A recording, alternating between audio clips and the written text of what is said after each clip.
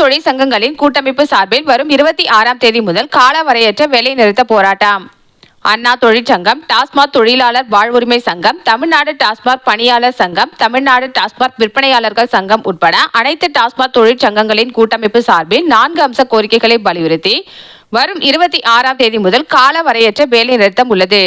இதுகுறித்து டாஸ்மாக் பணியாளர்கள் மற்றும் விற்பனையாளர் நல சங்கத்தின் சிறப்பு தலைவர் பாரதி சென்னை பத்திரிகையாளர் மன்றத்தில் செய்தியாளர்களிடம் பேசுகையில், அரசு பணியாளருக்கு இணையான சம்பளம் மற்றும் பணி நிரந்தரம், GST மருத்துவ பாதுகாப்பு, தமிழக அரசு தேர்தல் அறிக்கையில் உறுதியளித்துள்ளது போல் பணியாளர்களுக்கு நிரந்தர பணி வழங்குதல் போன்ற பல்வேறு கோரிக்கைகளை பல்லாண்டு காலமாக எடுத்துரைத்து போராடி வருகிறோம்.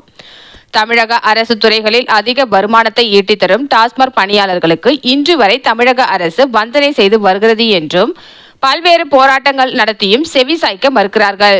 ஆகையால் நாங்கள் போராட்ட நிலைமைக்கு தள்ளப்பட்டுள்ளோம் என்றும், எனவே வரும் 26ஆம் தேதி காலவரையற்ற வேலைநிறுத்த போராட்டத்தில் ஈடுபட உள்ளதாகவும், இதில் 1000க்கும் மேற்பட்ட பணியாளர்கள் ஈடுபட உள்ளனர் என தெரிவித்தார்.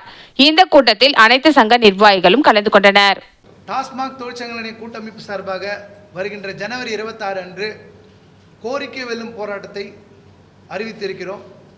இந்த போராட்டம் என்பது மாண்புமிகு தமிழ்நாடு முதல்வர் அவர்கள் தேர்தல் வாக்குறுதி எண் 153 படி அரசு துறையில் 10 ஆண்டுகளுக்கு மேல் பணிபுரிந்தால் அவர்களை பணி நிரந்தரப்படுத்துவேன் என்ற வாக்குறுதியை அளித்திருந்தார்.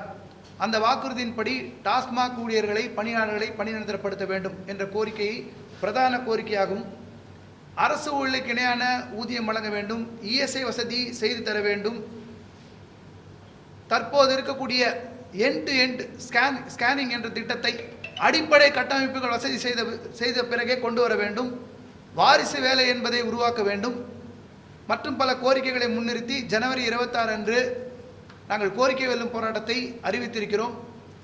அரசாங்கம் தேர்தல் வாக்குறுதியின்படி அளித்த பணி நிரந்தரம் என்ற கோரிக்கையை நிறைவேற்ற வேண்டும். டாஸ்மாக் பணியாளர்களுக்கு தற்போது உதவி விற்பனையாளர்களுக்கு 9000 ரூபாய், விற்பனையாளர்களுக்கு 10,000 ரூபாய், மேற்பார்வையாளருக்கு 11,000 ரூபாய், இவை பிடித்தங்கள் போக மாத சம்பளமாக கிடைக்கிறது. ஒரு மாநகராட்சியிலே, பேரூராட்சியிலே, நகராட்சியிலே 9,000 ரூபாய் வைத்துக்கொண்டு 22 ஆண்டுகள் பணிபுரிந்த ஒரு ஊழியர் வேலை பார்ப்பார் என்று சொன்னால் அது கொத்தடிமை முறைக்கு சமமானதாக இருக்கும்.